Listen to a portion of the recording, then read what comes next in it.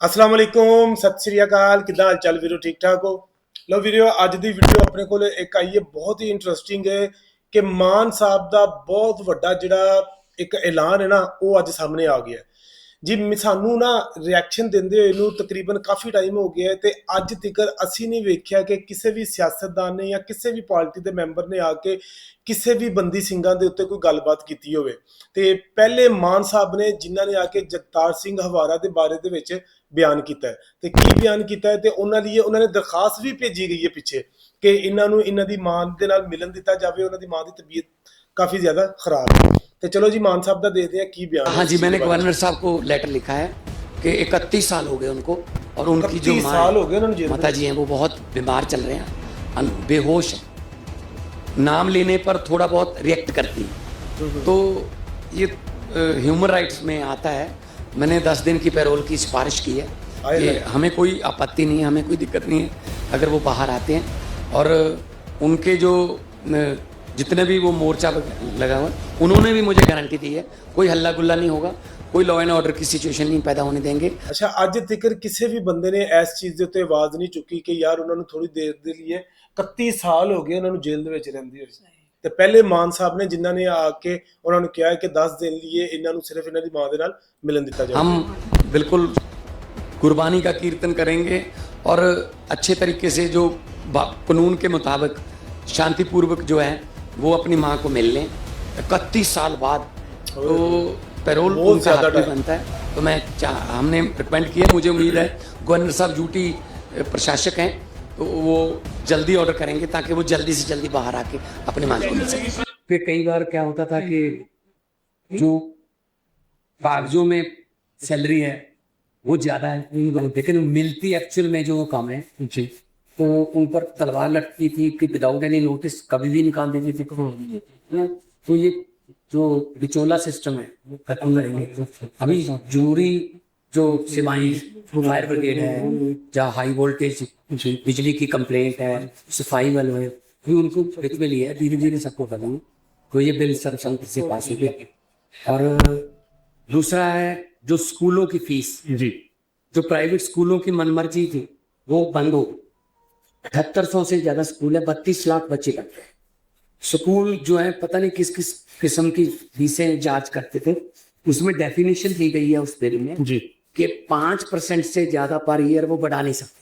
पिछले 3 साल का फोरेंसिक ऑडिट होगा ताकि वो 15% से अगर उन्होंने ज्यादा बढ़ाई है फीस जी तो उनको वापस करनी पड़ेगी पेरेंट्स को। और फीस का भी डेफिनेशन दिया है कि फीस का मतलब है जो कंपल्सरी पैसे पेरेंट्स से लिए जाते हैं जी, वो बिल्डिंग फीस के नाम पे ले लेते हैं, कुछ वोकेशनल टूर के नाम पे ले लेते हैं, कोई ट्रांसपोर्ट फीस हो गई, कोई मतलब ऐसे बहुत सी फीसें ट्यूशन फीस के बिना बना रखी जी। तो जो भी पैसा पेरेंट्स को देना पड़ता है हम उसको फीस मानेंगे जी। इससे बहुत फायदा होगा क्योंकि प्राइवेट स्कूलों की पढ़ाई जो है वो आम पेरेंट्स के बस से बाहर हो रही है। नहीं मैं उनको कहूंगा कि हम कोई आपके खिलाफ नहीं है, लेकिन पढ़ाई को व्यापार इतना भी इस लेवल का व्यापार ना बनाया जाए। विद्या जो है वो बाबा साहब भीमराव अम्बेडकर जी ने कहा था कि जो एजुकेशन है वो शेरनी के दूध जैसी है, जो भी उसको एक बार पी लेगा वो दहाड़ेगा। और quality education, right to education, ये हमारे मतलब जरूरी विषय है जी। और हर बच्चे को पढ़ाई मिले, क्वालिटी एजुकेशन मिले, और स्कूल जो है वो विद्या को, एजुकेशन को आम लोगों से बाहर ना, पहुंच से बाहर ना करे। तो ये बिल पास हुए हैं। एक पेड़ों का बिल है जी, जिसमें प्रस्ताव है कि पेड़ लगा जो है खासतौर पे जो 70 साल 80 साल पुराने पेड़ है उनके काटने पर हम पाबंदी लगा रहे हो जी। उसके लिए कमेटी बनी है स्टेट की, गवर्नमेंट की परमिशन के बिना। कोई अगर हाईवे निकल रहा है, हाईवे थोड़ा बहुत इधर उधर कर लो, या कोई कॉलोनी बनानी है तो, लेकिन पेड़ को बचाना है क्योंकि वातावरण को बचाना है। आज ग्लोबल वार्मिंग से पूरी दुनिया पीड़ित है, उसके लिए ही बिल है। एक सुखबीर सिंह बादल डीलिमिटेशन को लेकर उन्होंने सपोर्ट किया है। आप तो जो मर्जी करवा लो, बीजेपी जो मर्जी करवा ले सुखबीर बादल से, आप उनको तो बस ये है कि कहीं ना कैसे करके किसी न किसी तरीके से हमें या तो कैबिनेट में वापस ले लिया दिल्ली में, या हमारे साथ पंजाब में अलायंस कर लें, समझौता कर लें, बाकी समझौते करने के लिए चाहे जो मर्जी करवा लो उनसे। पर पंजाब के लिए ठीक है सर, आपको लगता है ये बिल पंजाब के लिए इस पे ठीक है? डिबेट होने वाली है, डिबेट होनी है। शायद स्पेशल किस पे लाएंगे पता नहीं कैसे लाएंगे, लेकिन कहा जा रहा है औरतों को रिजर्वेशन, जी महिला रिजर्वेशन, तो फिर इसी में क्यों नहीं देते 33% जो 542 है, ठीक है ना। इसमें कुछ ना कुछ जो लगता है तो इस पे डिबेट होनी चाहिए, पहले स्टैंडिंग कमेटी के पास चले। आपने सर लेटर लिखी है जो राज्यपाल को, हमारा जी हाँ जी, मैंने गवर्नर साहब को लेटर लिखा है कि 31 साल हो गए उनको, और उनकी जो माँ है, माता जी है, वो बहुत बीमार चल रही, बेहोश, नाम लेने पर थोड़ा बहुत रिएक्ट करती, तो ये ह्यूमन राइट्स में आता है। मैंने 10 दिन की पैरोल की सिफारिश की है कि हमें कोई आपत्ति नहीं है, हमें कोई दिक्कत नहीं अगर वो बाहर आते हैं, और उनके जो जितने भी वो मोर्चा जी। उन्होंने भी मुझे गारंटी दी है कोई हल्ला गुल्ला नहीं होगा, कोई लॉ एंड ऑर्डर की सिचुएशन नहीं पैदा होने देंगे, हम बिल्कुल गुरबानी का कीर्तन करेंगे और अच्छे तरीके से जो कानून के मुताबिक शांतिपूर्वक जो है वो अपनी माँ को मिलेंगे।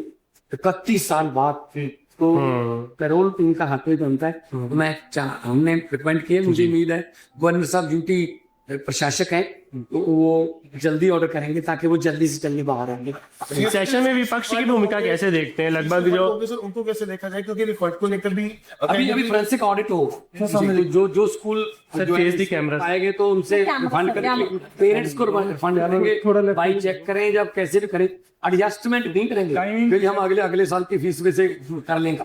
टाइमिंग को जिसका तो पूरा टाइम बॉन्ड है, पूरे रूल एंड रेगुलेशन। सर विपक्ष की भूमिका कैसे देखते हैं? कांग्रेस दिल्ली आती थी और प्रोटेस्ट करती थी। पता क्या है? पहले तो कहते हैं जी सामने सेशन लंबा करो जी, जब सेशन 7 दिन का हो गया, अब कह रहे हैं जी हम तो बैठना नहीं, हमें तो हर रोज आते हैं वॉकआउट करके बाइकआउट करके चले जाते हैं। भैया आपको बाइकआउट करने के लिए थोड़ी चुना है, आपको वहां पे डिबेट करने के लिए टाइम मिलता है, प्रॉपर टाइम मिलता है। कुछ जो है मेंबर उनके बैठे रहते हैं, उनको टाइम मिलता है प्रॉपर, ठीक है ना। यही तो लोकतंत्र की खूबसूरती है कि प्रतिपक्ष और सत्ता पक्ष दोनों आपस में बैठ के डिबेट करो।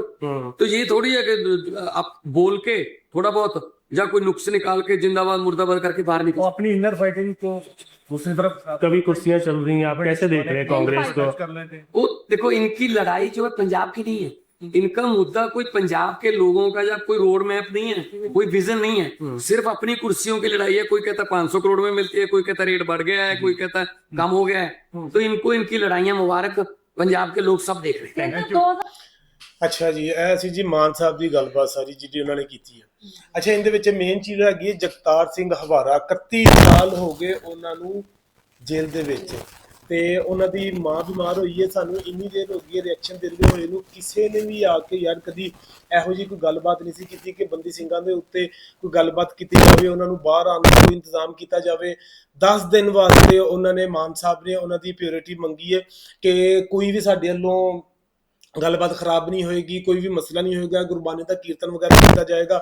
ਉਹਨਾਂ ਦੀ ਮਾਤਾ ਜੀ ਦੀ ਤਬੀਅਤ ਬਹੁਤ ਜ਼ਿਆਦਾ ਖਰਾਬ ਹੋਈ ਪਈ ਹੈ, ਕਹਿੰਦੇ ਉਹਨਾਂ ਦਾ ਜਗਤਾਰ ਸਿੰਘ ਹਵਾਰਾ ਦਾ ਨਾਮ ਲਵੋ ਨਾ, ਤੇ ਥੋੜਾ ਕਿ ਜਿੰਨਾ ਕਹਿੰਦੀ ਉਹਦਾ ਰਿਐਕਟ ਯਾਰ ਬੇਟਾ ਉਹਨਾਂ ਦਾ ਮਾਂ ਹੈ, ਆਖਰ ਮਾਂ ਦੇ ਸੀਨੇ ਦੇ ਵਿੱਚ 31 ਸਾਲ ਹੋ ਗਏ ਨੇ।